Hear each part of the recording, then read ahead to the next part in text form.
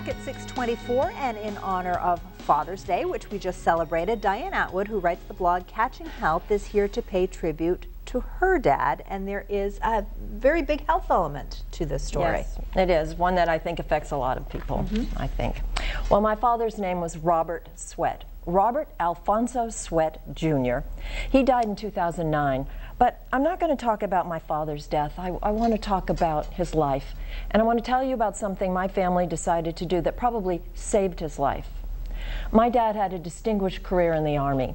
When he retired, he was a lieutenant colonel. Depending on how you look at it, growing up as an Army brat was a challenge and it was an adventure. We moved a lot. It was hard always being the new kid, but it made us adaptable. He was sometimes away for long periods of time. When he served in Vietnam, for instance, twice.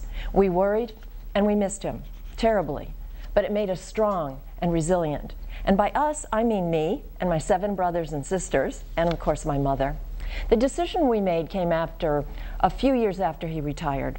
We decided to do an intervention on my father.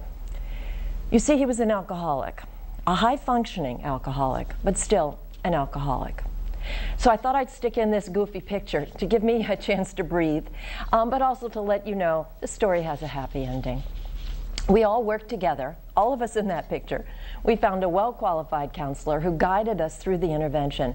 We learned about alcoholism and other addictions and how each one of us had been affected by our father's drinking.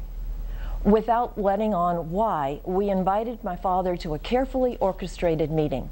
And at the meeting, we told him what we had been doing, how we felt, and how much we loved him. We asked him to go into treatment. He was angry.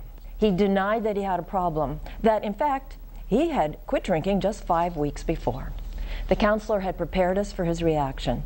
We repeated all of our steps, and he finally agreed. And that was the beginning for the rest of his life, and we had him for nearly 25 more years. My dad was sober. I wrote a blog post about what it meant to be able to spend time with my dad in his later years, and this weekend I recorded an audio version. You'll find them both on the Catching Health blog. Dad gave me permission to tell his story long ago.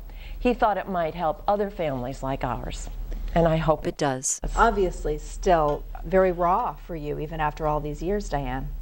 Yes, and it's a bit surprising. I didn't know if I'd be able to get through this. Yeah. It's one thing writing a blog, it's another thing going. Yeah, you can detach a little bit when you're there behind the computer working at it. I know I'm among friends. I think you are among friends, and I think one of the important lessons that I heard in that is that an intervention is hard work. It's not something that you just jump into willy-nilly. You guys spent a lot of time doing your own soul searching and really preparing for that.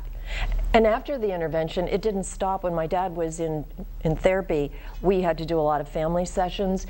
And then afterwards, when he sort of went on his own path, most of us stayed in therapy to learn even more. So doesn't always have such a happy ending, but it is sort of a ray of hope, I think, for other families who might be going through this, that if you're willing to do the work and do it with love, that sometimes it can turn out really, really well. Love and respect, yeah. So happy Father's Day.